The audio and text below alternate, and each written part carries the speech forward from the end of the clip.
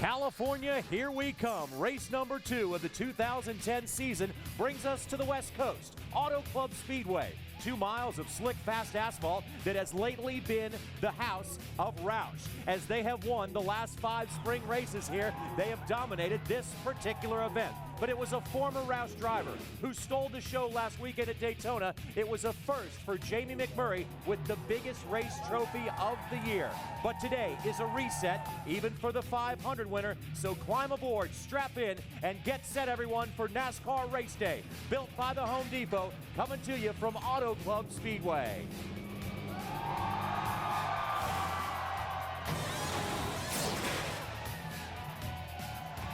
Welcome to Race Day, everyone. We're having fun up here in the treehouse, and you know what? It is every driver's dream to win the Daytona 500. That dream came true for Jamie McMurray just last week. So as the hangover from Daytona starts to settle down just a little bit, let's take a look back at how he won the Great American Race.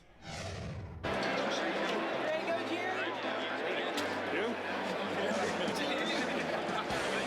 boy's gonna be good. He just gotta. Cars are fast. It should be a good weekend. You know, 6 months ago, I wasn't sure where I was going to be or if I was going to have a ride. There was teams that were cutting back the amount of cars they had, and I wasn't sure where I was going to end up. You have to take the best guy available, and that's what we did. That's what we tried to do, is take the best guy that's available all the time. He was the best guy that was available, and obviously we've maintained a good relationship over the years, but. Yeah, I mean, that's who we wanted. He was our guy.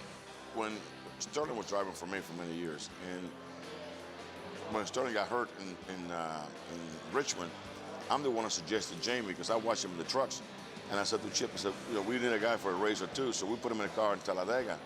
First race in his life, right. And he almost won. We run him out of gas with 2 laps to go. And then the final week, we go to Charlotte, he wins Charlotte. So, I've always had a special feeling for Jamie. First man out of line, 3 wide to the inside, Jamie McMurray. Hung in the middle, David Reagan. Kurt Busch topside, and they are still 3 wide behind them. Here we ran 14th all day, and everybody was being very patient, and I was being very patient. And when we had the first red flag, Chip came up and asked me, he's like, what do you think? And I was like, well, we're gonna find out who has what when it comes down to the end. And I was just very fortunate that I got the right runs and the right help at the right time. And in order to win a plate race, you have to have other people help you. And it's not necessarily your friends, it's just getting in the right position and someone choosing to help you at that split second. Is the 16 gonna line up behind me? It looks that way. Biffle told Jamie, I'm gonna push the hell out. He'd be ready, and Jamie said, I'll welcome it. So, it's whoever you're behind at the time. I don't think there was no contract on, hey, you help me to the end, and are you gonna stay there? Absolutely not. If it's our time to win, our time to make a move, if you gotta run, I'm dumping you, I'm going for it. So, it's just a friendly conversation. Help me out as best you can. Goes McMurray, he's pacing the outside line. Kevin Harvick stacks the field up down low. McMurray's coming with a full head of steam, and here comes Carl Edwards up the middle. Jamie McMurray to the lead. Biffle to second, and here comes Truex through for third. You got help. 56 coming to you. Greg and I, we're genuinely good friends. And when you get someone like that behind you, I know how Greg races, and I know he has the same mentality as I would if the role was reversed, that I'm going to push you, and I'm going to push you hard enough that I can clear the guy on the inside also, so that we can both race for the win. And that's exactly what he did. And certainly, I'll never be able to thank him enough. Jamie McMurray sees Dale Earnhardt Jr. behind, coming down to the line to decide the Daytona 500. McMurray will get it. You got it, man. We won. I guess you really don't know what you're thinking at the time. You just won the biggest race or one of the biggest races of all time, and to see your team and hear Jamie on the radio and everything that's just going on, it's amazing. Oh my God! Dude, I am worn out. That was so awesome. Oh my God, guys, I cannot freaking believe it right now. When I got out of the car and I ran up to get the flag, when I was running back down the embankment, I saw the big Daytona logo in the middle, and then I saw Daytona 500, and I was like, I can't believe that this is happening. And you just, you can't explain to somebody. I've raced my whole life, and this is what you dream of doing. And when you get to have your dream come true, it's emotional.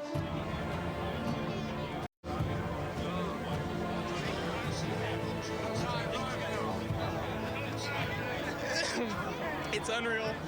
You look back at how the thing came together and all the, everybody had to work a little harder, like we all have in the country this past couple of years. It's a lot of things have been a challenge, and that didn't fall upon the emotions as well, when in victory lane. I think the best part of this is when you do the driver introductions or you do an appearance, you're always introduced as the Daytona 500 champ. And there's no other race that they give you that honor. And DJ sent me a text last night, and he's like, "Welcome to the club."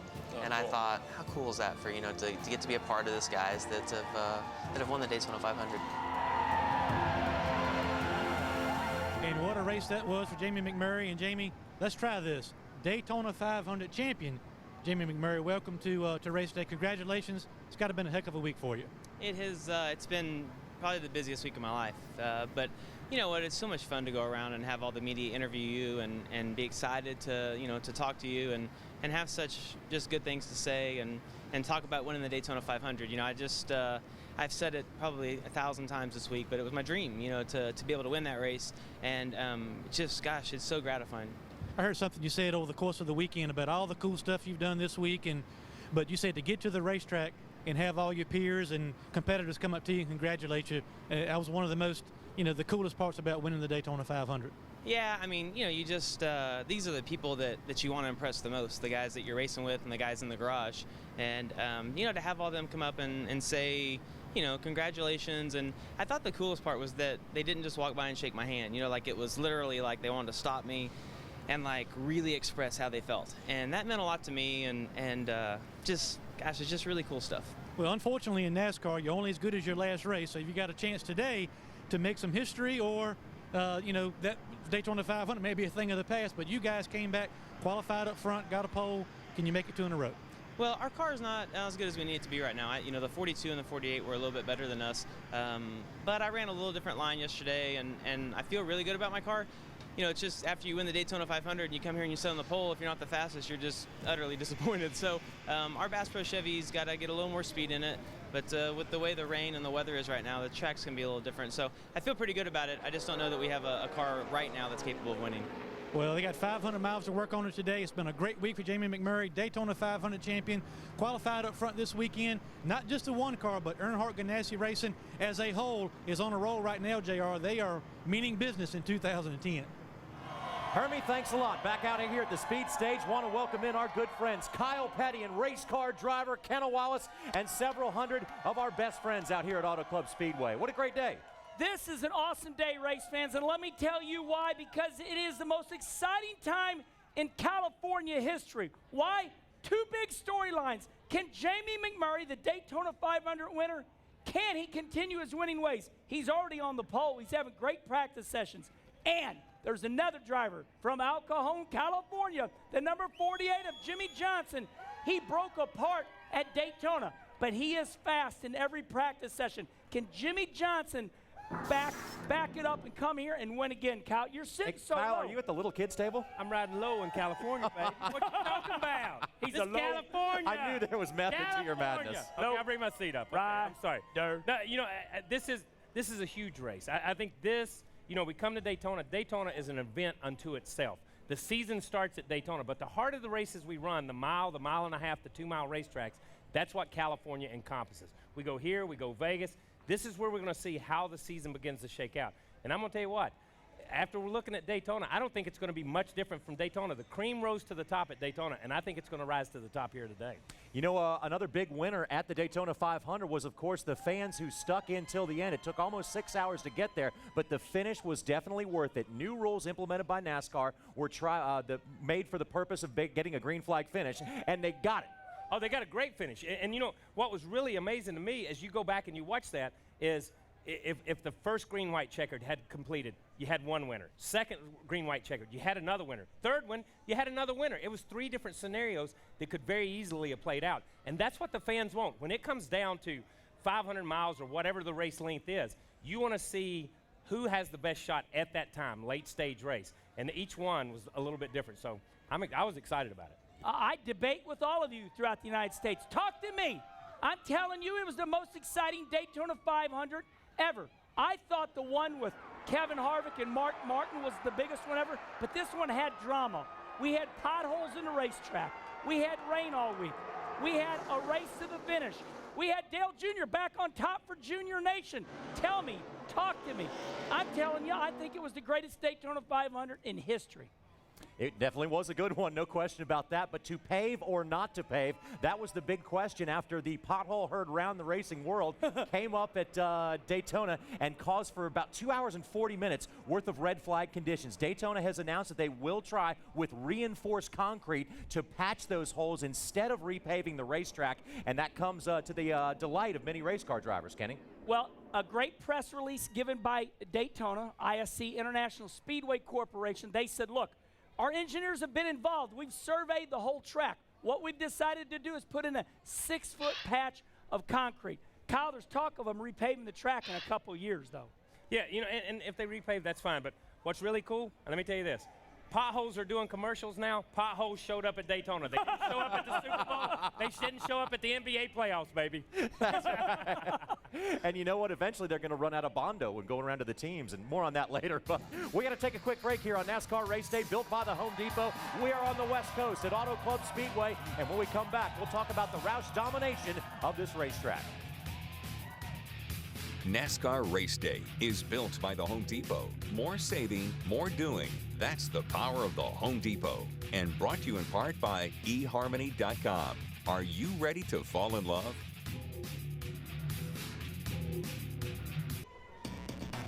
Welcome back, everyone, to NASCAR Race Day, built by the Home Depot. The number 31 car is piloted by Jeff Burton, and you better watch out for RCR this year. Hollywood and Los Angeles is known for movie stars and movies, but right up the road in the San Bernardino County, we are known for cars and stars at the Auto Club Speedway, where today we'll go 500 fast miles of wide-open racing and determine who will take home crown number 2 of the 2010 NASCAR season.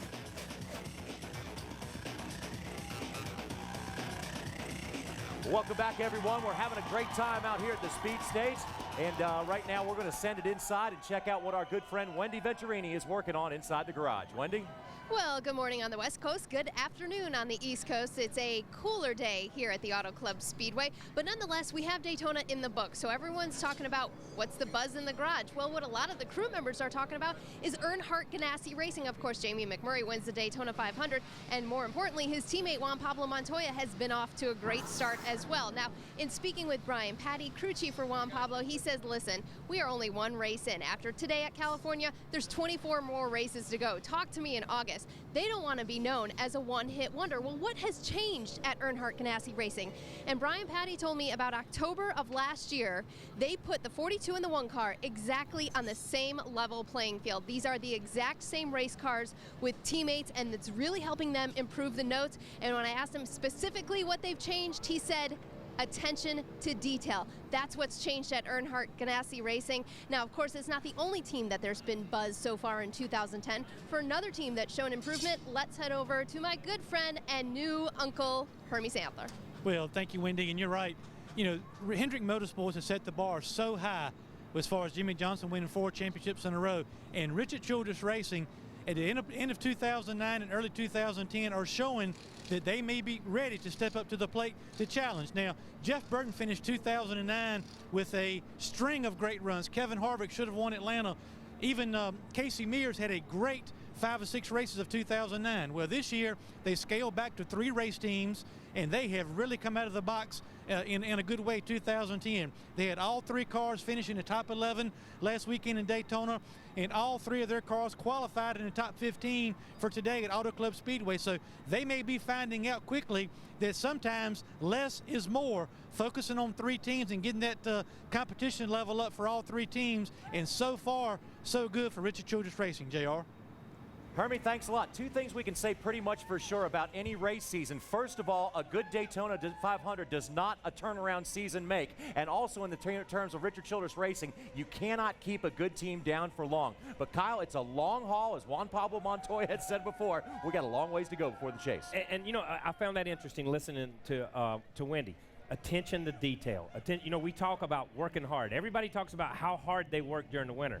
Working smart is what the Hendricks organization does. And I think that's what Brian's trying to say about the Ganassi organization. We're working smart now. We're looking at details. And I think that's what Childress has done. Paring back from 4 to 3 gives you a better opportunity to put more eyes on the problems that you have. And I think they've come out of the box strong this year. Obviously, the Ganassi team has. But let me tell you, Richard Petty Motorsports, there's 2 or 3 teams that it's going to be interesting to watch them today. You know, everybody says, okay, you know, Jamie and the Earnhardt Ganassi team, they do good at Daytona. Are they going to win here? Let me give you all of an example of the differences between Daytona and right here in California. Watch, this is Daytona. Until the big one hits. And then here we are at California. A little bit of break. Completely different racetracks. Now that I've told you the differences, that is why some of the drivers say, okay, now we're point racing. So even if you run good here today, long 2-mile racetrack, does not mean you're going to run good next week at Vegas, because Vegas is a high-banked racetrack, and the things are different every week. What does Vegas sound like, Kenny? Vegas like this. Vegas sounds like this. Cha-ching, just cha-ching. No, that's outside of the racetrack. You know what? You know, there's no restrictor plates, Kyle, at this racetrack and next week. If you had a speedometer on these race cars, and we do that with telemetry and testing, these cars are running about 210 mile an hour at the end of these straightaways on new tires. So, baby, you're getting it at these 2 racetracks. Now, when NASCAR implemented the chase system, they basically cut the regular season down by 1/3, down to 26 races to determine who runs for a championship. So I think if anybody tells you they don't care about points on the first 2 races of the season, they're lying to us, because it matters. I think if anybody tells you they don't care about the first 26 races, I mean, you heard Wendy again once say, okay, this is only 1 race. We got 24 more after this one. 24 more? No, you don't. It's a 36-race season. But they're just trying to get into the chase right now. So everybody starts point racing from the very beginning. I'm watching the Daytona 500, and Jimmy takes the lead, I guess, early, and somebody's like, well, that's 5 points for him. We're one race, 15 laps in. But it's 5 that can make the difference between number 12 and number 13. That is true. That's absolutely true. And, you know, we all understand that great race teams can overcome. Okay, Jimmy Johnson has an axle or some type of differential problem last week. We know that he's proven to us 4 straight years in a row that he can overcome it. But you look at teams that are right there around 25th, 30th in the points, they cannot have a bad race. So anybody that, you know, is struggling right now, they look at Daytona. If they wrecked out, they're in total disarray right now. They have got to get a good finish today.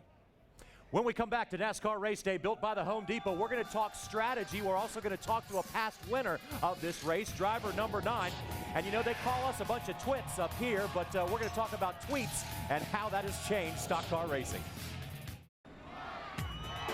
After the checkered flag is waved, be sure to check out NASCAR Victory Lane, fueled by Sunoco, and catch all of the race highlights in raw emotion straight from Victory Lane. Also, go to speedtv.com, keyword Sunoco, to enter for your chance to win an autographed flag signed by the winner of today's race. And this is a very special racetrack to Jimmy Johnson. He got his first ever win as a driver, and as a California native, he did it on home turf. But it was also win number 1 for the Chad, crew chief Chad Knaus. So who better to go to for today's Sunoco Pit Strategy of the Week? From the beaches of Daytona to the beaches of California, but completely different racetracks. This is a very, very flat 2-mile oval that we've got here, but speeds are very high as well. You're going about 207 miles per hour into turn 1 here in race trim, and conditions are a lot different than what we've had here in the past.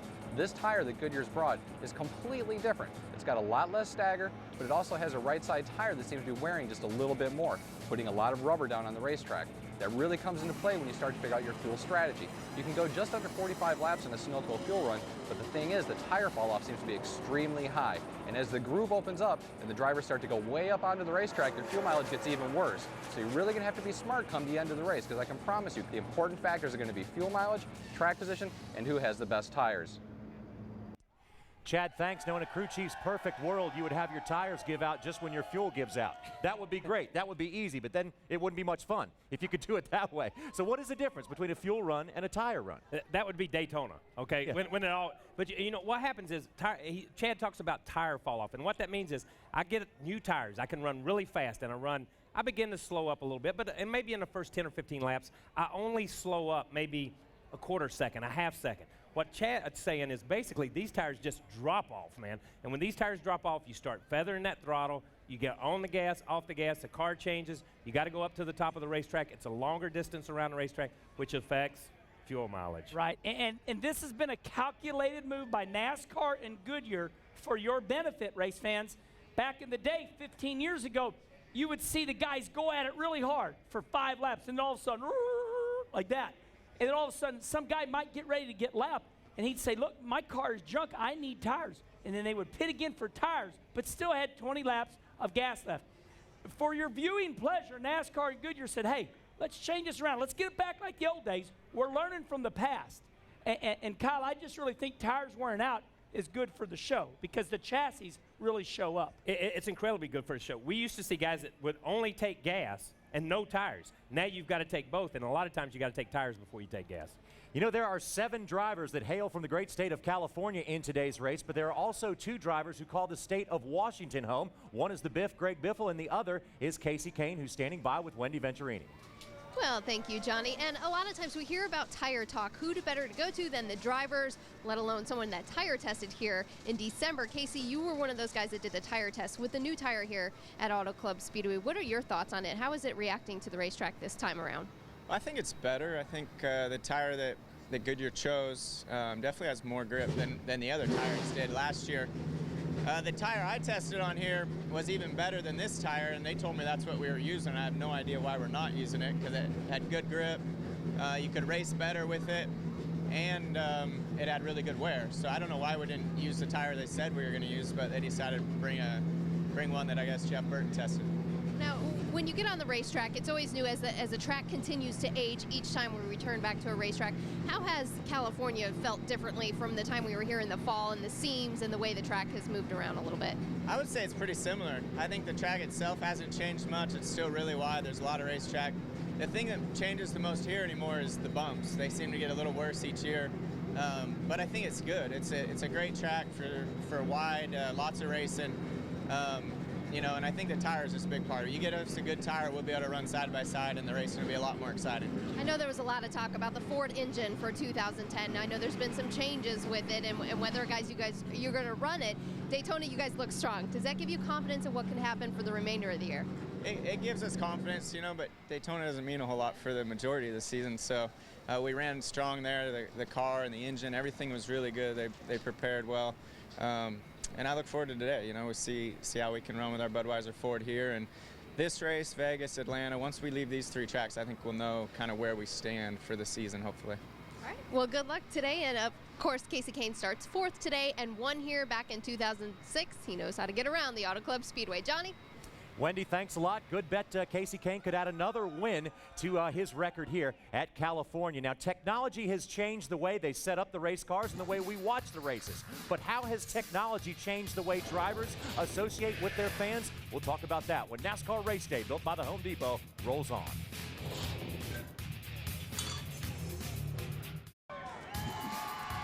Welcome back to Race Day. Now, that is not a rain tire. The reason there are grooves in that tire is that's the kind of tire that helps the cars get onto the haulers, but we are not expecting rain today, and even if we did, we would not put those tires on the car and go racing. Here's a guy that's ready to, well, make things work out a little bit different than yesterday. A disappointing Nationwide Series race for Joey Logano, but he's back today in the Cup car, ready to try and get another win. Now, back in the day, if you had a Twitter in your race car, it would mean that your engine was about to blow up. Either that, or it was a situation where Michael Waltrip hit a seagull at Daytona. But nowadays, Twitter and Facebook are changing the face of how the drivers connect with their fans. Twitter is side by side in hand with what NASCAR does. NASCAR always does a good job of bridging the gap between the race fans and the drivers. Coming down on pit road before the race, exploring the garage, everybody's got headsets on. You can hear your favorite driver through the whole race. I think that's a great idea and a great direction we're going with NASCAR. Twitter is doing the same thing. We can just tweet to our fans every day what we're doing, and it makes them feel more a part of your life. They know what you're doing, they know what you're up to. They learn more about what you're doing day to day as an ordinary person. I answer questions that some of them write about the sport or my ideas or thoughts on it. So I know I'm a little goofy, but it's fun for me to be able to talk to the fans and understand where they're coming from on some issues. I just got into Twitter. I had listened to everybody talk about it, same thing with MySpace and Facebook, and I never was into that. And I thought, what a great way for your fans to feel like they're a part of your life, and even more so than when you're on TV every single weekend. So I started doing this, and it's become addictive. I just kind of got on the tweet thing last week. Everybody's doing it. I will Twitter about anything and everything. I'm not gonna just send mindless, I'm not gonna go on there and say, I'm going to the bathroom, you know, or I'm walking into the speed tent. I mean, it's going to be more notable stuff than that. It's whatever comes, you know, it's whatever I'm doing, like good morning, or, you know, woke up to take my kid to school at 6:30 in the morning. I think that tweeting is going to be a lot of fun when you maybe have an altercation on the track and you can like tell everybody, because sometimes you get into it with somebody and maybe the TV doesn't catch it or they just don't interview you afterwards, and you can just say whatever you want. And the thing that I've noticed also is that all of the media people are on Twitter and they all follow the drivers. So it'll be interesting. I guess you have to be kind of careful what you tweet about. I don't follow anybody in NASCAR, I don't think. Yeah, it's like, yeah. Last night I tried to talk Juan Montoya into giving me some lobster because he said he was going to Red Lobster, but he didn't bring it back yet. You got to watch what Michael says just because it's hilarious. You never know what he's going to say. I mean, it could be the craziest thing you ever heard. You're like, where did that come from? You know, yesterday he was talking about Elmer Fudd having trouble pronouncing his R's, you know, so just out of the blue, but he's fun to watch. You know, Kenny Wallace, he says things that I think are funny because he's like, I am getting ready to eat breakfast. I think I will have an eggs, and you know, and I'm like, I don't Twitter stuff like that. So it's fun to see other people's style and how they Twitter, because mine's certainly different, I think. At Michael Waltrip. I'm going to tell you something. You know, social networking, whether it's Twitter or Facebook, there have been some people that they feel like it's guilty doing it. One thing I learned in a hurry is that, you know, it's an extension of who you are. If you don't feel like doing it, don't do it. But I like what Jamie McMurray said. You know, I have so many people that say, hey, Kenny, what happened here? You can clear things up in a hurry when you Twitter, Kyle, because a lot of people, they want to create controversy. And then you on Twitter or Facebook, you can say, this is exactly what happened. And for me, it's been really good. I want to thank all my Twitter and Facebook fans. It's been a blast. And you all helped me, you know, I guess, innovate the fan car in Montreal last year. If it weren't for Twitter and Facebook, I would have never had the fan car in Montreal, Canada last year. So thank you. Yeah, and that's true.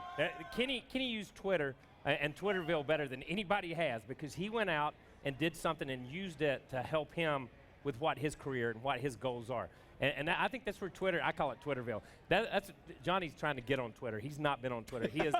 This is my invitation to Kenny Wallace during a commercial break. Here's the funny part about it is, so many of these guys, I listen to that and the drivers say, I like Bobby Labonte's. I don't follow anybody on NASCAR. That's good, but because he shouldn't. But the other thing is, when you listen to it, they say, you know, it gives us a way to talk to our fans and all this stuff. Yes, Twitter has replaced autographs, ladies and gentlemen. Drivers will not come out of their coach, not come out of their bus and sign anything, but they will Twitter you. So stay tuned. I just figured out that they had the internet on computers now, man. I just did. You're kidding. Yeah, they do. I thought they only had it at the racetrack, so I've been messed up too. I'm sending it right now. I am Twittering live on TV right now. So go on Kenny, lower score Wallace. All right, now, race fans, you know, Speed has their own social network. It's called My Speed. All you got to do is go to speedtv.com and click on the link so you can access other social networks like Facebook and Twitter. So make sure you go on to speedtv.com. It's one-stop shopping for all the other social networks, and it's a great launching pad for you to get in touch with guys like Kenny Wallace and Kyle Petty. Absolutely. And Wendy Venturini and Hermie and everybody like that. And Larry Mack. Don't forget to stop by the NASCAR Race Hub. It's presented by Hooters, 7:30 Eastern, live on Monday, as we'll take a look back at California and leapfrog ahead to next week in Las Vegas.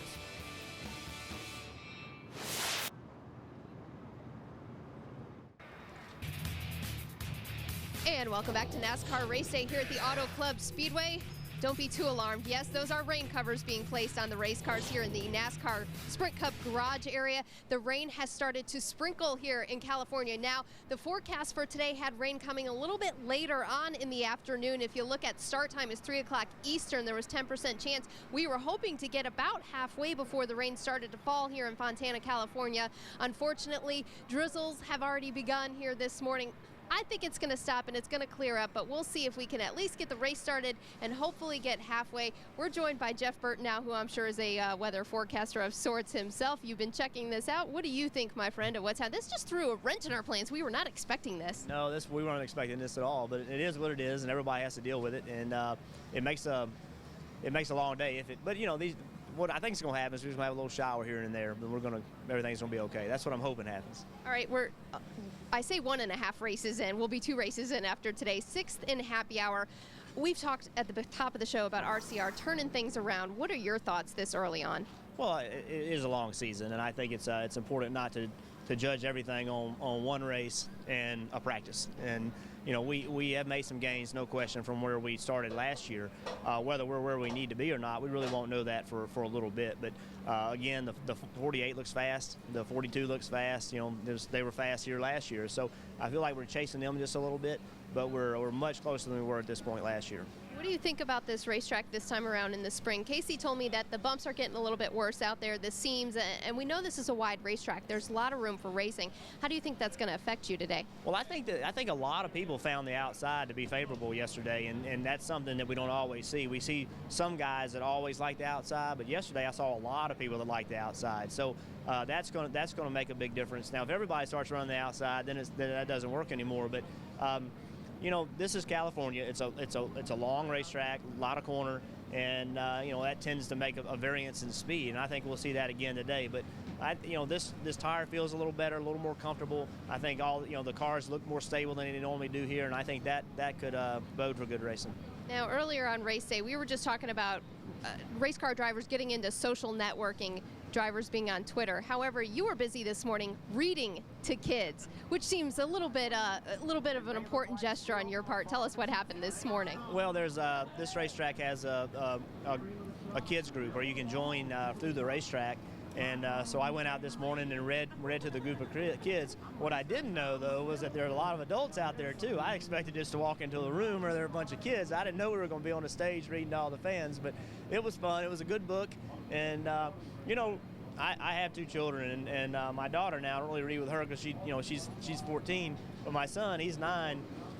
He reads to me. And honestly, it's fun to go read kids' books because it makes you, I don't know, it makes you a kid, you know? And it was fun this morning because it was something I would have never read on race morning before, and it was a lot of fun to do. And I'm sure Kenny Wallace was not in attendance for that, but reading a children's book, that's got to put you in a good mood today. Hermie Sadler, I think you are with his teammate, Clint Bowyer. Well, I am standing by with teammate Clint Bowyer, but no offense, Clint. I want to talk to Catherine McPhee first, who's here at Auto Club Speedway today. First, be quiet. I'm interviewing Catherine McPhee. Welcome to Auto Club Speedway. I know you're going to sing the national anthem today. This your first NASCAR race? Are you a big fan? Or This is my first race. I made the mistake of calling it a game, and everyone laughed at me. No, I've never experienced anything like this before in my life, and I'm obviously very honored to sing the anthem and just experience such a really cool part of American culture, really. But I think I'm going to get a full, education on what NASCAR is all about, and I'll probably become a huge fan after this. Well, sometimes it is a game, but thank you for being here, and we expect you to be a hardcore fan when this is all over. All right, Clint, we got a few questions for you, too. Great start last week for you guys. Great qualifying run this weekend, but I was talking to Mike Dillon earlier, who works with you guys, and he said, hey, we're off to a good start, but it's only one race. You got to keep it going. Yeah, absolutely. The biggest thing is getting the year started off on the right foot, and certainly we did that down the Speed Weeks. Very proud of everybody at RCR. Had fast cars down there. Didn't come up with a win, but nonetheless we had a good showing. Came here to California, more importantly. In my opinion, this is where this true season starts. You get to come out here, see how you stack up against the competition, and so far so good. We qualified up front, pretty decent in race trim, so I'm excited about the day. Last year, you guys, you didn't all of a sudden remember again how to drive a race car, and you guys struggled at times last year. This year, at the end of last year and this year, you guys have been up front every week. What's been the difference with the cars that's really made that difference? Just a lot of hard work. You know, it took last season, having an off season, you know, unfortunately, get everything turned around, make the changes within the organization that we did, and we started to see those changes come to reality, you know, on Sunday towards the end of the year. But I was very optimistic through the off season. I was so ready to get last year behind us because I was ready. You know, I knew our cars and our equipment was ready for this year. Well, what I really think got you going was our race to the airport in Dover last year. I think that re-energized your focus and got you back on track. But, hey, we got a Sunoco Performance picks coming up. Wonder if anybody's going to have Clint Bowyer on their list today, JR. Hey, by the way, Hermie, who won that race to the airport? Was it you or Clint?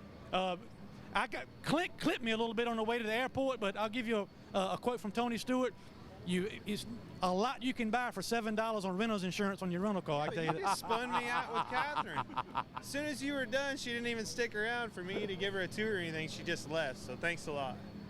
So JR, you guys take it back. I'm not doing good, Danny. Well, yeah, basically you guys are even, one spin out apiece between Hermie and Clint Bowyer. Catherine's going to be singing the national anthem, but also today in a show only fit for Hollywood, the Blue Angels will be providing the pre-race flyover, so you want to tune in for that and all the rest of the pre-race festivities, which are always great here at Auto Club Speedway. Great show on the racetrack yesterday when it came to Nationwide Series racing. And Kenna Wallace, you had a front row seat to this one. Well, this was a great race. Joey Logano on the pole, and his teammate, it was Kyle Busch on the outside. But look here, Logano, this young kid, is leading the veteran, and it looked like this all day long. And we will see. I am taunting you now. Wait till you see this finish. It was out of hand. Danica Patrick in the number 7. All eyes on her, Kyle, except for yours. What do you think, I'm Kyle? watching her right here. What are you talking about? I'm watching her right here. You know what? And here's what I say about it. She finished the race yesterday, which was a big step in her getting to where she needs to be. Was she competitive? No. Was she a factor? No, she was not a factor, but she ran all the laps, and that's what it was all about. John West Townley, Colin Brown, and a little spin on the backstretch there, and not too good for the number 6 car. Contact between the 18 and the 20, again, teammates, and these guys did battle all last year in the Nationwide Series. I think this is probably a sign of things to come. Well, these are two very fast race cars, and now we have a late race caution. I think the 98 of Paul Menard had a tire go flat. Brennan gone. Gets in his debris. Here we go. Let's tee it up. Pit road. Should we pit or not pit? Pit or not to pit? That is the question. Little gamesmanship going on there. But this is what's great, Kyle. Now, you know, it's like, what do we do? Yeah, nobody knows what to do. You know, you're as a driver, you just want the best tires you can get. As a crew member, you want to stay on the racetrack. This here we is go. Last lap right here. Here we go. Oh, Greg Biffle in the 27, Joey Logano in the 20, and on top the 18 of Kyle Busch trying to capitalize. Well, look, I'm telling you what, you know, I love them both, but the kid, Joey Logano, came down on Biffle. Biffle was there. This is the finish. Look at this. So Joey Logano goes for a spin. Kyle Busch takes the victory with Greg Biffle coming in second. And you can only hope that there's, excitement for Kyle Busch in the end. We can only hope for the same kind of results today when it comes to the start-finish line at the end of today's race. Let's take a look there. Kyle Busch, Greg Biffle, and Brad Keselowski. Go figure, huh? I don't know what his deal is with me, but some reason here in California, he feels like putting me in the fence or hitting me there at the end. So I know we were racing hard there at the end, but I don't know. I think he could have done it a little bit cleaner than that. So, oh well. It's a good run for the GameStop today. We obviously a dominating car. Should have won it, but it's tough after leading that many laps and you don't get a victory out of it. So, oh well. I mean, you keep doing that, eventually it's going to come back and bite you. So, I always remember that stuff. So often in NASCAR competition, the car that leads the most laps does not go on to win the race, but when they say it comes around, it goes around, a veiled threat. Someday we might have some retaliation. I learned something at my age. When I was around Joey Logano's age, I would get out of the car and say what Joey said. And then somebody said, Kenny, before you comment, look at the replay. It was very clear. Greg Biffle was underneath him. Watch the replay. Greg Biffle does not move. Joey comes down to block him, but Biffle's nose is there. So here we go. Okay, the red car's on his end. Now watch the white line. Okay, now what? Yeah, he's coming back across his hood. What? There's nothing Biffle could have done. Biffle's driving down on his hood. Hey, we're coming to the checkered. What? Yeah, you're not going to get. We saw it last week in the Daytona 500 on the green-white restarts. Those guys were all over each other. They had them sideways in the middle of 1 and 2 because it's the Daytona 500. Let me tell you something. This was a a nationwide race, and these guys wanted to win it. Every one of them. They're all going to hold their position. Kevin Harvick did not let off when he almost took out Truex for the Daytona 500. Every race is the Daytona 500, baby. Aren't you still Joey Logano's age? Yes, I am. I'm a child. I'm a child, baby. We got to take a quick break here on NASCAR Race Day, built by the Home Depot. But when we come back, we will continue to count down to the green flag at the Auto Club 500. Some of NASCAR's stars are out here trying to win another one. We know Jamie Mack got the glory, but who else can hold their head high? And who's disappointed in their 500 run? We've got the answers. Around the Turn, NASCAR Race Day, built by the Home Depot.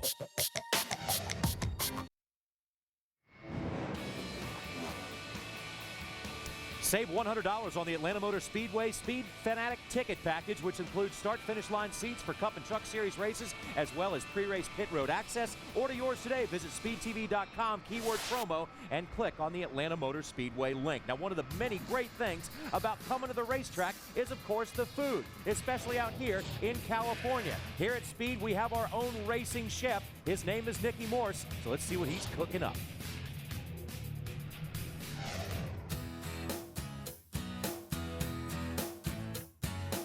How you doing, Kenny? I'm doing good, Chef Nicky. Hey, listen, I came over here because I heard about this fufu sandwich that you make, and I gotta see it.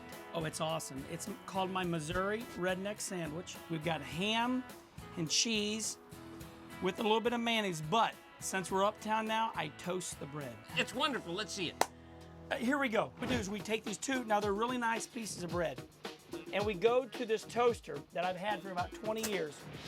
Oh! Look at this, baby! Now, here's the key to this sandwich. See how nice and brown it is? It's gorgeous. Please help me. Okay, well, you put a little mayonnaise in here to start. Okay. Well, you do what you're gonna do here, and I'm gonna cut up a little onion to put in here while you're doing that. This is important. I take this, and it goes right on the bread. Oh, yeah. It goes right on the bread. And then I have this real nice ham. Look how nice I put the ham on there, so I get an even bite in my mouth. So there it is. That's the sandwich? That's the sandwich. Well, what I do is I put mayonnaise on it. Oh, I'll tell you what, that's great. I'm gonna put a little zip on.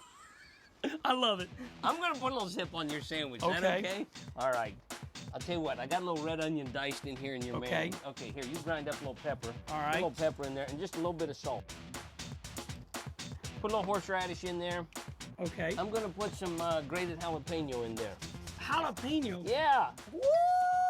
Here, you mix this up. Now, just spread that evenly. You think I got too much on here? No, no, no. No? No, here. Just slap it on it the way I do. Just beautiful. I do that just like that. Can I have half of your sandwich? Yes, you can. Are you sure?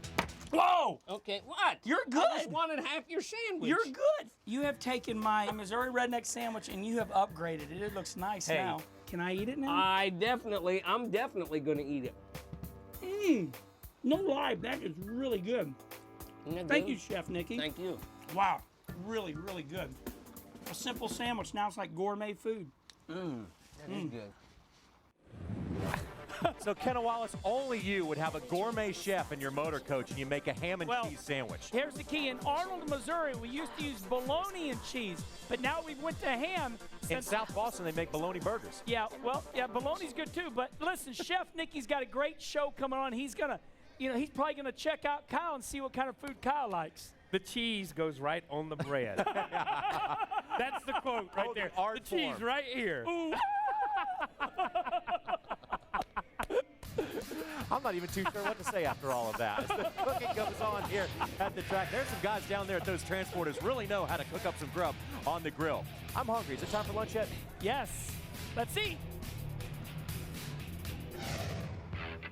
If it's February in Fontana, there must be a Roush Ford in Victory Lane. We'll show you how Jack's Pack stays on top in SoCal.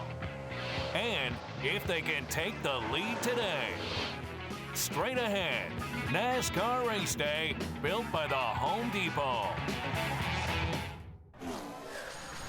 Welcome back, everybody. This was our first traditional qualifying session of the season here at the Auto Club Speedway. Kevin Harvick proved take a good team and keep them down for a long time as he qualified 6th. Continuing on with the RCR theme, let's take a look at Clint Bowyer in the number 33. Hermie just told us there was a girl down there that looked a lot better than Clint Bowyer, but he looked pretty good on the racetrack as he qualified 3rd. Yeah, he did a good qualifying run, but Matt Kenseth, he's defending race winner. He qualified 20th. New crew chief this weekend, Todd Parrott. We're going to talk to Todd later in the show here on race day in the 18 car of Kyle Busch. He qualified 9th. He loves this racetrack. Look for him to be a factor today, Kenny. Oh, I love this. From El Cajon, California. He is a 4-time champion. He qualifies 7th. It's Jimmy Johnson. This is his home track. He has won here in the past. From Enumclaw, Washington, the best-looking man in NASCAR. 2nd best. And now, not just driving for Richard Petty Motorsports, but they have teamed up with Roush Racing. Casey Kane starts 2nd row outside. He qualifies 4th. And that's all well and good, but let's get to Earnhardt Ganassi. Okay, what do these guys have? And look at Montoya here. Montoya made a little bobble, could have been on the pole coming out of turn 4. What does this team have that nobody else has? They got the big Mo, baby. They're coming off at Daytona. That organization wins the biggest race of the year. Got 2 cars in the top 10. You see Montoya, he qualifies on the outside pole, and Jamie McMurray backs up that Daytona 500 win with a pole. No better way to come off a big win than to go on and take the pole position the following week. So congratulations to Earnhardt Ganassi Racing for a sweep of the front row. But now let's take a Home Depot hot lap with driver Joey Logano. Hey, this is Joey Logano with your Home Depot hot lap. Last week we were at Daytona. The 500 didn't go the way we quite wanted it to. We had I felt like we had a good car. Got our nose knocked in, about halfway through the race, and struggled trying to get the car as good as it was before that. Trying to get the splitter back down and trying to get the car handling good. So kind of put us behind the 8 ball, and got caught up in another wreck. And we came home 20th. And now we're here at Auto Club Speedway. We had a really good car in practice. I felt like we had a good top 10 qualifying position, maybe even a top 5 in practice. Car drove good, and just went out there for qualifying and got to the bottom and just lost the nose, got too tight. And you lose a little bit here in the corners. The straightaways are so long, you lose a lot. So the good news is all that we got a good race car. It was good in race trim, and we're going to need that too. So starting back towards the middle of the pack, we're going to definitely need that. As a driver here at Fontana, one of the things we struggle with a lot is coming across the seams. It seems like it's real bumpy coming across it, and it's hard to get a race car handling good over that. Off of 2 seems like it's one of the worst spots. The banking goes away, and you're crossing over the seams really quick on the way out to the wall. So that's one of the biggest things we struggle with here. If we can get in the top 10 with our Home Depot title, it would be great. I feel like we got a good race car, and these races are long, and a lot of things can happen. So it would be smart and methodical about it, and hopefully come home with a good solid top 10. If not, maybe even better. Thank you, Joey. We're kind of like that guy on the Flintstones. Remember Schleprock, where it was just raining over him and nowhere else? It's raining on us, but nowhere else in the entire racetrack. So come on out and see us. When Roger Penske broke ground on this track back in about 96 rather, what they tried to do was build the backstretch 50 feet higher in elevation than the front stretch. The idea, Hermie, was to give the fans a better view of the backstretch action, but it also is one of many unique aspects about this 2-mile oval. Yeah, it's a really cool racetrack. It's fun to drive when your car is handling good. I mean, it's a bear to handle when your stuff's not right, but it gives you options as a driver, and I think, and Kyle and Kenny will tell you, as a driver, that's really all you can ask for is options to go somewhere where they're not. You can pass them. Yeah, and this is a great place. They run 4 wide down the straightaway. You'll see them all over from the wall to the white line in the corners. What always amazes me about this place, and we've heard it this morning, they come with a different tire. The shock packages are a lot different, and everybody still complains about the racetrack being bumpy because the racetrack changes too. So just because you win here in the fall or win here in the spring or in the fall doesn't mean you can repeat that because so many variables change. But the best part about it is there's plenty of room to drive the place. Yeah, this track's got some character that you have to search and find out on your own. What I like about the racetrack is turns 3 and 4. I've noticed a lot of drivers, and then I copied it yesterday, nationwide race. You go into turn 3 in your car, you turn the wheel left to make the corner, and if your car's pushing, you can take the left front and go below the yellow line, and it does not upset the race car. It gives you grip down there. It takes the push out. You slam right back in the grass, and you literally run on the apron of the racetrack. And Kyle, that surprised me because this is a 200-mile-an-hour racetrack, it doesn't hurt the car. That's the Mark Martin groove. He's the first guy I ever saw go down there. That's the Mark Martin. And it's not out of bounds here, so they no, definitely not out. You'd wreck at Daytona if you did it. Yeah, race fans, had you watched the Nationwide Series race yesterday, you would have seen numerous pit road speeding penalties. And today, in the drivers' meeting, David Hoots addressed the fact that NASCAR will have their racing equivalent to the radar gun pointed on pit road, so you better watch your speed. Good morning. I would remind you all drivers on the pit road speed that it's from yellow line to yellow line. And in the race yesterday in the Nationwide Series, we had about 10 violations in the last trap in there. Wait till you clear that yellow line so we're not having to penalize you, if you would. I'd also remind you that we'll finish.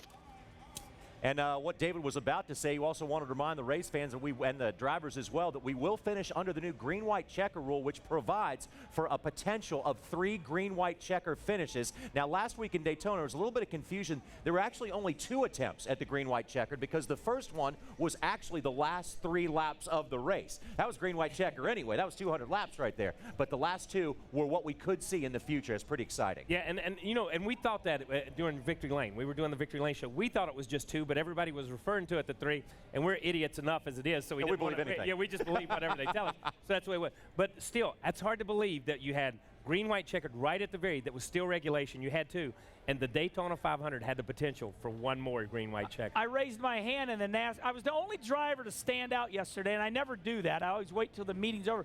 I raised my hand, and I said, explain this caution deal for me. So if the caution comes out during the regular laps, then we start counting after that. But everybody was getting busted on pit road speed yesterday in the Nationwide race, specifically Carl Edwards, Jason Keller, and Danica Patrick. Yellow line to yellow line means when you get to the very end of pit road, there's still another segment. Here we go. Let's look at that yellow line right there. That is where you should start slowing down. Slow down right here. Now, see that yellow line right there? That is where the drivers were getting busted. They were not holding pit road. They had to keep going slow right to that line. They were getting caught. Hope that explains it for you all. Other bit of news from the drivers' meeting. Let's go back once again and check in with David Hoots. One of the most important thing, Elliott, how it's Amanda and Wyatt doing? We've got a new team member here. Congratulations, Elliott. That is Elliott Sadler he was talking about. Elliott and Amanda gave birth to a young man, and Hermie, you were there for the whole thing. Yeah, it was not the whole thing, but yeah, it was an amazing week, for my family and for Elliott. I want to say hi to Amanda and baby Wyatt, who are back at home. You can see a picture there, and unfortunately for Wyatt, he looks just like Elliott, but everything else seems to be on track. That's a good-looking man, and the baby looks good too. Yeah, that's right. I hope the media doesn't start stalking you and wanting pictures of that new baby. Too late for that. The paparazzi after Elliott Sadler. I'd like to see that. Anyway, congratulations once again to the whole Sadler clan. We are counting down to race time here, and don't mind this little bit of rain. It's going to move off, and we're going racing as scheduled.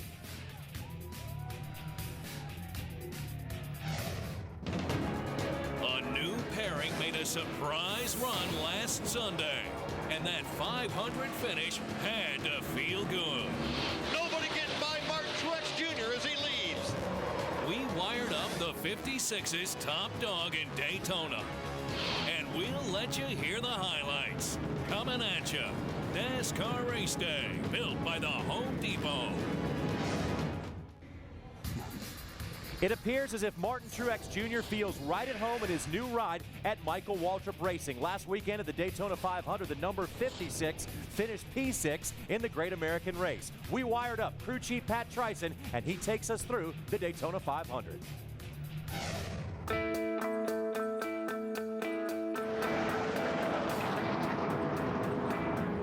Boys, let's have a great day, man. Let's get this thing started. Get off to a good foot for this chase. Control things we can control. Don't worry about what anybody else is doing. Concentrate on our own stuff. Now, we'll be there when it matters at the end, man. Let's go get him, Martin. Have a good time. Oh, yeah. Thanks, guys. Have a great day in there. That's fun. All right, buddy. Pull those belts tight.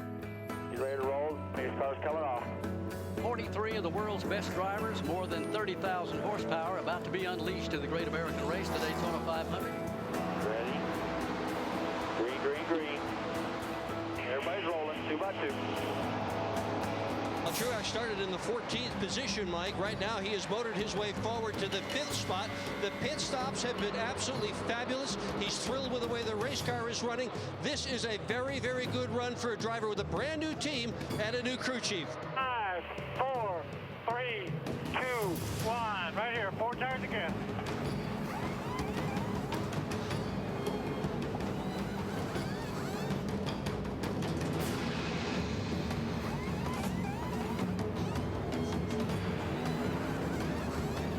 Go, 4800, 48, one lane, clear all the way, clear all the way.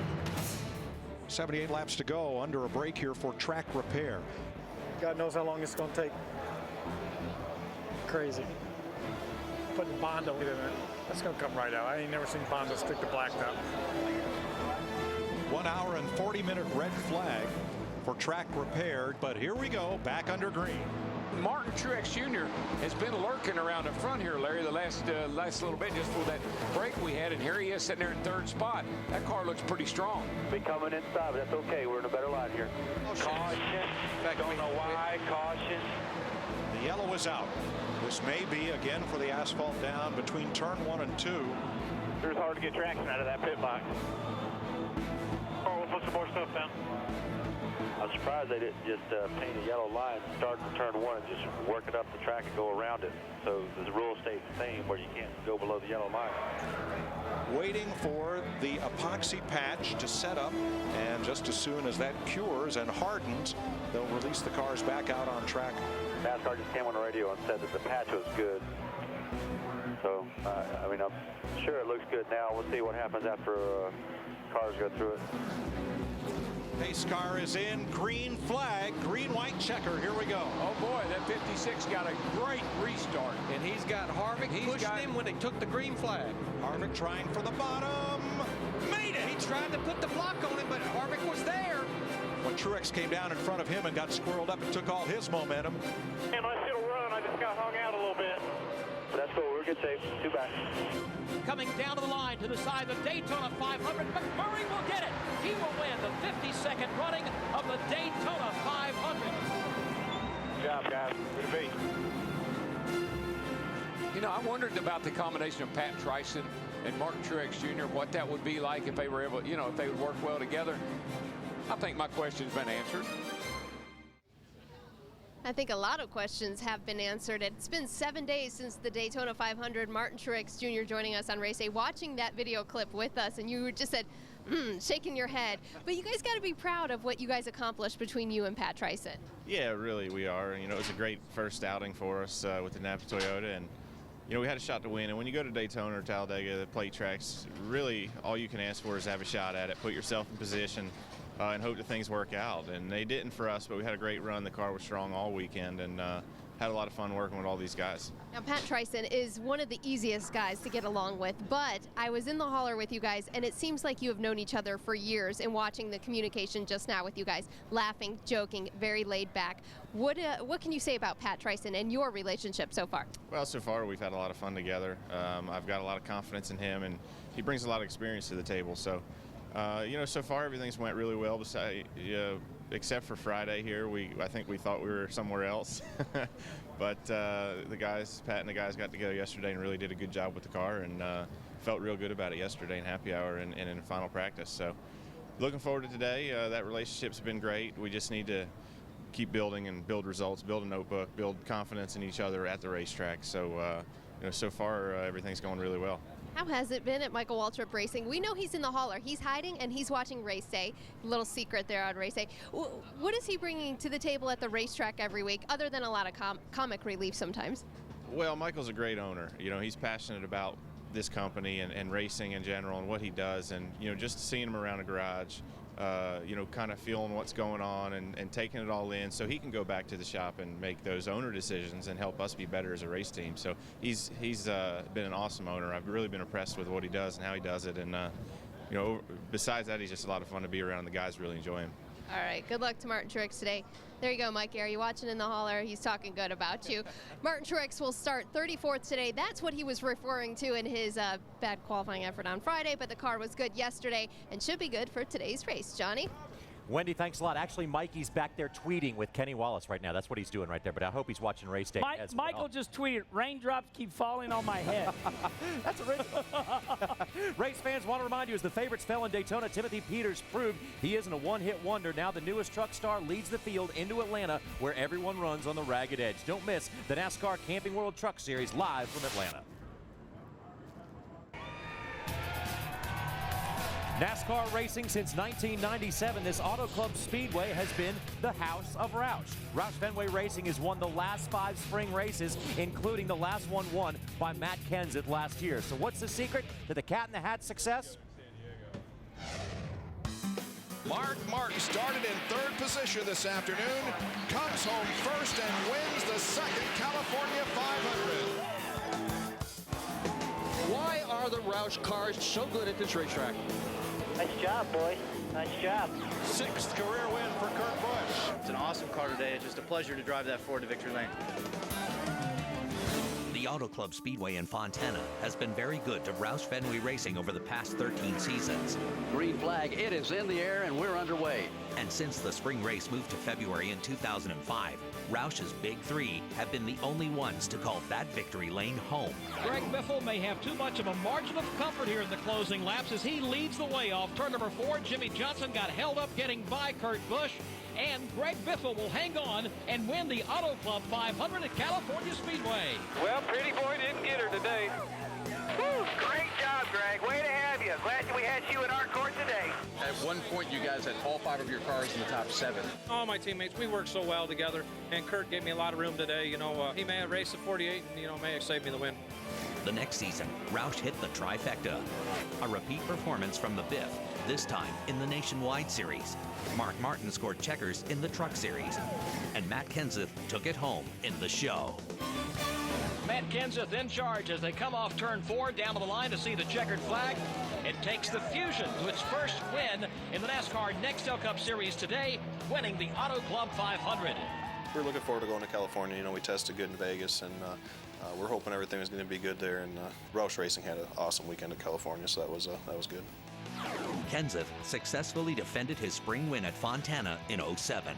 They're going to need something spectacular to happen because Matt Kenseth is on the bottom of the racetrack and looking solid. He was too tough for them last night in the Busch Series race. Looks like he's too tough for them in today's Cup race. Matt Kenseth loves it here at Fontana. The checkered flag waves over Matt Kenseth. He's won the Auto Club 500.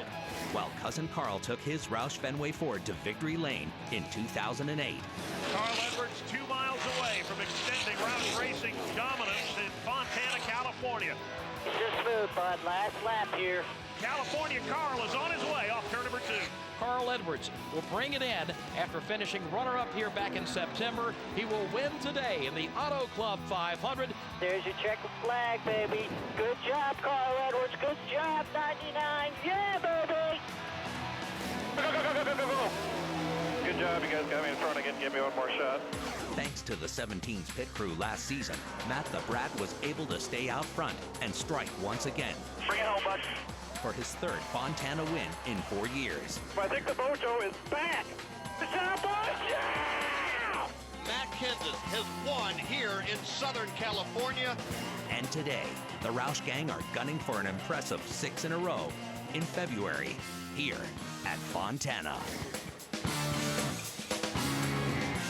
Roush Fenway Racing going for 6 in a row. They already have 15 races total here at the Auto Club Speedway. Of course, that goes to trucks, Nationwide, and 7 Cup wins here. Jack, I was going through all those numbers with you. What makes you guys so good here? Well, our guys like to go fast, and they like to run 3 wide, so that this racetrack is well organized for that. I can't believe that we won that many times here. It doesn't seem like it's been open for that many years. Okay, now I'm going to get it out of the box. Todd Parrott comes over here to Roush Fenway Racing, and I know that was the talk after Speed Weeks. Why make the change, Jack? Well, Todd did a great job on the speedway cars, on the restricted plate cars. I would think that we're really in pretty good shape for that going forward. The chemistry on the 17 team, it's no secret, it has not been what it was when Robbie Reiser was a crew chief over there. And, you know, as we looked at what we might do, Matt had a concern that we're on the right track. I had a concern that we're on the right track. and Robbie Reiser did as well.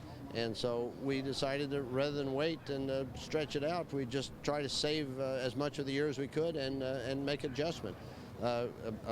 Drew Blinkensturfer is a great guy. He was my pick to be a crew chief for the 17. Sometimes these relationships between the crew and the team, if it's established, between the crew and the crew chief, if it's established, if this crew was established, it takes a while. But we gave it enough time, and there just wasn't enough pulling together of the team as we thought we needed. And Drew is enough younger than some of those guys. It was maybe too much for him. All right, talk about today's race, Jack. You guys clearly dominate at this speedway. What is it about the horsepower? And can you give me an update on the engine for 2010? Well, the new Ford FR9 engine is real. We're real excited about it. We ran it in several cars at Daytona and all eight cars at Richard Petty Motorsports and the Roush Fenway cars as well, and the twin 150s. And we went through without a glitch. There was not a problem on any of the engines that showed up. So it's in for the restricted races for the balance of the year. We don't have enough parts to make an immediate transition into it for the unrestricted tracks. And we also don't have as much experience and as much confidence in it there. Just that, not that we see any problem, we just don't have enough history as we do now with the restricted track applications to be confident enough to put it in. So we're going to protect our points positions. We're going to make sure that we don't move too quickly, and as soon as the parts are available and we get a chance to work it in slowly, then we'll be on with the FR9 for the balance of the year. Okay, Jack, thanks for joining us on Race Day. Always a pleasure. Now let's head over to Hermie Sadler working the other side of the garage with a new crew chief. Well, thanks, Wendy. The other side of this equation is Todd Parrott back at the racetrack as a crew chief, but you didn't take the last couple of years off. Tell the fans at home what you've been doing before you came back to be the crew chief for Matt Kenseth. Well, started out the season last year with crew chief of Bobby Labonte, and that worked out to like April, the end of March, April, right before Talladega, and then they moved Ben Leslie in there as crew chief for the 96, and I moved into a position taking care of the Super Speedway program for Roush Fenway and for Yates Racing and all the Ford, all the Fords in that camp, and started out this season. Over the winter, I went to, obviously I moved from Yates Racing to Roush Fenway Racing, and as a crew chief, or not as a crew chief, but head of the Super Speedway development program. And then we were in a meeting on Wednesday, and Jack said, you want to do this? And I said, sure. I mean, who's going to turn down the opportunity to be a crew chief for Matt Kenseth? And I wasn't done sitting on the pit box. I can honestly say I enjoyed what I was doing thoroughly, working with all the guys in the shop, all the crew chiefs, all the the fabricators, everything that went on with the Super Speedway program. And I'm still going to keep my hands on it because I'm not going to let that out of sight. But working with Matt Kenseth and all these guys on this Crown Royal Ford Fusion, I'm really excited. It can be a challenge to join a team kind of already in progress, but in today's race, how do you integrate yourself with what's already there with 17, and how do you get this car to victory lane? Well, fortunately, I didn't go away. After the crew chief deal last year, I stayed around. I came to the races. I actually sat on the pit boxes. I did reports, for all the race teams. On Sunday I would sit on the pit box listening to different guys, and then on Monday, Tuesday I would do a report of what I heard, what I saw for the weekend. And then at the end of the season, I sat up on the pit box with Greg Irwin a little bit during the chase, and so I had an idea. I was always listening to what was going on with all the teams. And then at Daytona this year, I was sat in a hauler with Chip and Drew, and I actually sat on the pit box with those guys during the race. So I got to hear Matt Kenseth's voice, and and not totally in the dark, but today's going to be a challenge. I'm excited, and I'm excited and nervous all at the same time. Well, you got a championship crew chief getting on the pit box with a championship driver, and JR should be a very interesting combination to watch as they grow later on in 2010. Hermie, thanks a lot. Best of luck to Todd Parrott. As you mentioned, he is a former champion crew chief put together with a former champion driver. So let's hear what Matt Kenseth has to say about his new crew chief. We always talk about it being a team sport, but it really is, and that's really where I found that we needed some help somehow was team-wide. They were used to experienced, strong, leader, you know, like Robbie, you know, like when Todd first comes in here and talks, his voice kind of thunders through the room, and it's really hard to explain, but we were missing something on the team. I didn't feel like the way we operated at Daytona that we could win races and win championships. Two things I found interesting that Jack said, and then that Todd said, and then that Matt said. Number one, Todd, I'm not sure Todd knows who he works for. Those teams are so intertwined when you get Roush, Richard Petty Motorsports, Yates Racing, you know, but what Todd's saying is, I've been around. I know where we're at. I think I know where we need to be. The other thing is when I look at Drew's job, okay, Drew could handle the job. There's no doubt in my mind that Drew could handle the job. The problem is when you go into a situation, Matt Kenseth, Robbie Reiser, been together since they were 15 or 16 years old, it seems like. When you step into that position, you're in a no-win situation because Matt is comfortable with Robbie. The team is comfortable with Robbie. You've got a guy coming in. It's kind of like coming in after Bear Bryant or after Dean Smith at Carolina. You're not going to succeed that first guy. It's like the third guy's going to succeed. So I think Todd has a great chance here, and Matt has a great chance to turn this thing around. Kind of like filling the shoes of Jimmy Spencer. Yeah, no, those are bigger shoes. I'm not filling those. Those are very difficult. I can't fill those as well. All right, folks, we still have lots of race day to come your way as we count down to the green flag at the Auto Club Speedway. It's race number 2 in 2010. We'll be back with more race day in a moment. Next week, the High Rollers hit the Nevada desert as the boys battle in Vegas to try their luck on NASCAR's roulette wheel. Can Kyle pop the top once again? Or will someone new rock the belt? Live from Las Vegas, NASCAR Race Day, built by the Home Depot. Hey, welcome back to NASCAR Race Day, built by the Home Depot from the Auto Club Speedway, Fontana, California. There you take a look at the Haas Automation Chevrolet of Ryan Newman. He'll roll off 18th today when we get going here at California Auto Club Speedway. And Ryan, with your permission, I'm not going to ask you anything about Daytona last week. Let's talk about California. Conflict of interest there, don't you? Yeah, I was wondering how I was going to pose my questions here, but glad to be in California. Tell me what your prospects are for today. Obviously, when you do have a bad Daytona, it's very important to come back and get it back going in week 2. Yeah, unfortunately, we had that experience last year, and you know, it's we rebounded back to make it in the chase, and anybody can do that. But it's nice to start the season great or even good, and coming here to California, it has potential to be the start of our new season. So you know, we got a good car in the Haas Automation Chevrolet. It felt like we were pretty good in practice, and I sucked it up qualifying. We were second in practice and we qualified 18th, so I didn't do my job. But either way, we got a good car, and we'll just wait and see what Mother Nature lets us, when she lets us play and how much she lets us play. A lot of talk during the course of the day about a new tire that Goodyear brought here this weekend, a little bit less staggered, a little bit different construction. Any difference you can feel between last year and this year as far as the tire? It's kind of tough to tell because the conditions are so different. I mean, it's overcast and cool, and that changes the track so much outside of the tire. I think the tire is good. I mean, it feels like it's got more grip, at least to me, and feels like it's a little bit better off the corner, which in turn lets us free up the car a little bit for the center, which is what we kind of needed the most. You guys at Stewart-Haas had a great year 1 last year. What did you guys do in the offseason on these kind of racetracks, California, Vegas, to give you that little bit extra to run up front every week? Our biggest weakness at these types of racetracks last year were getting into the corners, being too free, and I think we've definitely made some gains. We spent most of the 2 days here freeing the car up, getting into the corner. So hopefully with the weather conditions and everything else that we changed, we'll be in good condition. Well, Ryan Newman, JR, rolls off 18th, but good at this kind of a racetrack, and look for him to get his season back on track this afternoon at Auto Club Speedway. Hermie, thanks a lot. There's no question that restrictor plate racing hasn't been good to Ryan Newman, but neither has California really. He has 14 starts here, yet only 2 top 5 finishes. Want to remind you, race fans, that we got a big Monday coming your way. It's NASCAR Race Hub at 7:30 Eastern Time. NASCAR in a Hurry wraps up the weekend at 8 o'clock. And what's the deal with Jimmy Spencer? Email your questions to Mr. Excitement, the deal at speedtv.com.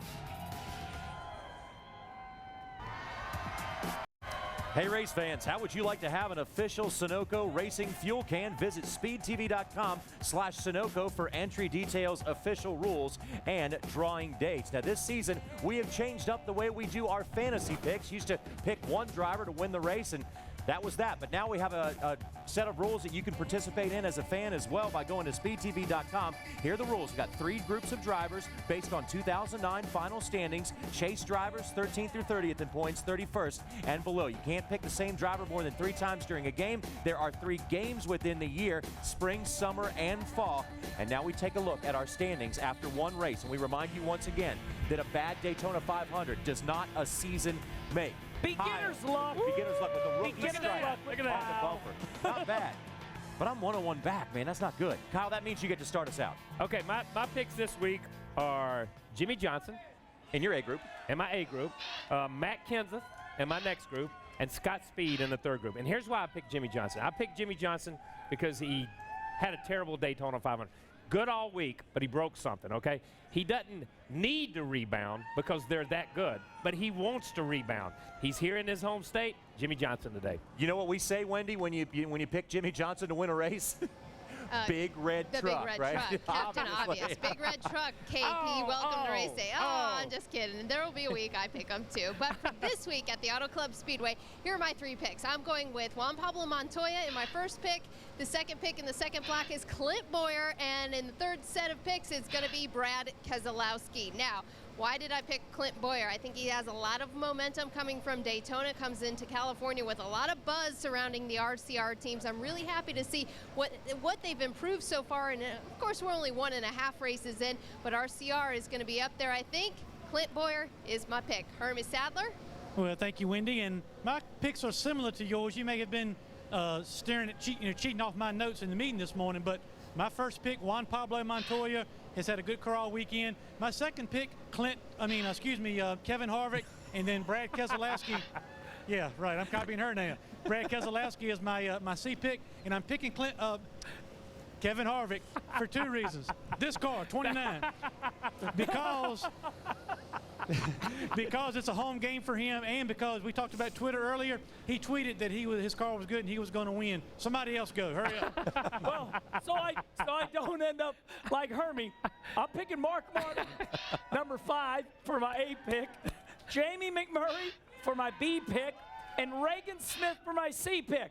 Now, I want to talk about Jamie McMurray. He won the Daytona 500.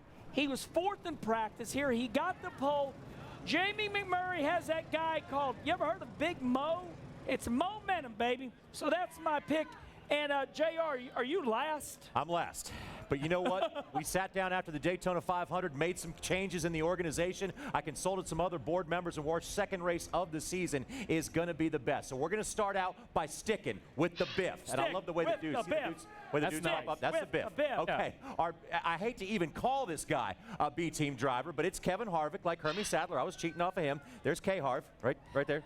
And then my C-team driver is Scott Speed. Again, not a C-team driver. Scott Speed is going to surprise some people this year, but when you go back to Greg Biffle's record at this racetrack, he's been in 14 races here, 4 top 5 finishes, and 1 win. The Biff knows how to get it done. So let's take a recap, see who picked whom, and again, race fans, all you got to do is go to speedtv.com, the Sunoco Performance Picks. You can play along against us. Chances are you might not beat Kyle, but the rest of us, you probably have a pretty good chance to run up on. We got to take a quick break. When we come back to NASCAR Race Day, built by the Home Depot, we're going to get you down in the middle of it all on the starting grid where the stars of NASCAR are getting ready to take the wheel and the track at Auto Club Speedway. NASCAR Race Day is built by the Home Depot. More saving, more doing. That's the power of the Home Depot. Brought to you in part by Cici's Pizza, home of the endless pizza, pasta, salad, and dessert buffet. And by Napa. Napa know-how.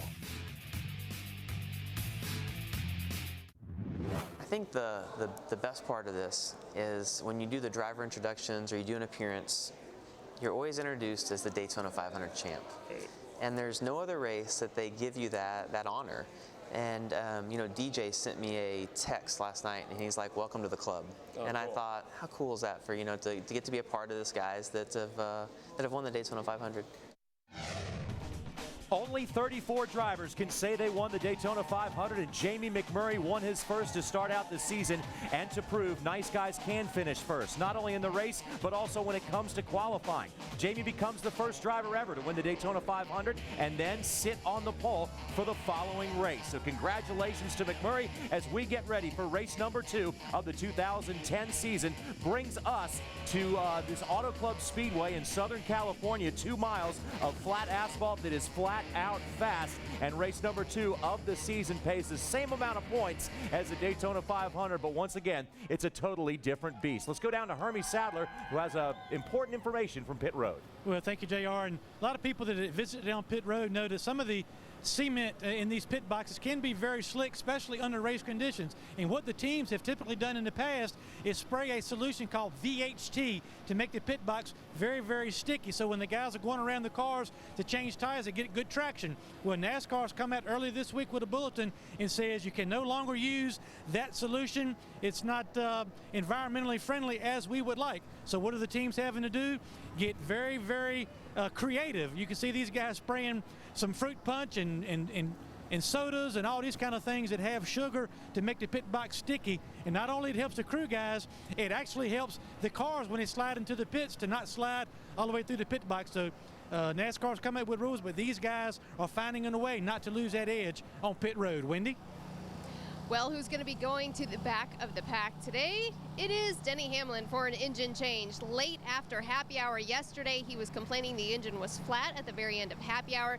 The team, going through their normal procedure Saturday afternoon, found that they didn't like what they saw. It had excessive valve lash with the engine, so they changed that engine, has a new one that went in late last night. They came in early, 6:30 this morning. They were allowed in early by NASCAR. He will start at the rear of the field. The 18 and the 20 have no engine issues. I did check on that, and so there's the story on Denny Hamlin. As of right now, he's the only one going to the rear. Johnny? Wendy, thanks a lot. Kyle Petty, race car driver. Kenny Wallace, what do you think? What are we going to see today? Is it going to be tough on engines? Well, on our Victory Lane show tonight, we'll report. Stay tuned, but I think we're going to have to see Jimmy Johnson rebound. It's going to be a good race. I thought we saw a good, solid race yesterday. You're going to see a good, solid race here in California today. Will it come down to fuel mileage? I hope not, but I hope it comes green, white, checkered. The NASCAR new rules, the tires are going to make a big difference. Tune in to Fox. And a potential for 3 green, white, checker finishes. Be sure to join us tonight for NASCAR Victory Lane, fueled by Sunoco. For Kenny Wallace, Kyle Petty, Hermie, and Wendy, I'm John Roberts saying thanks for coming along for the ride.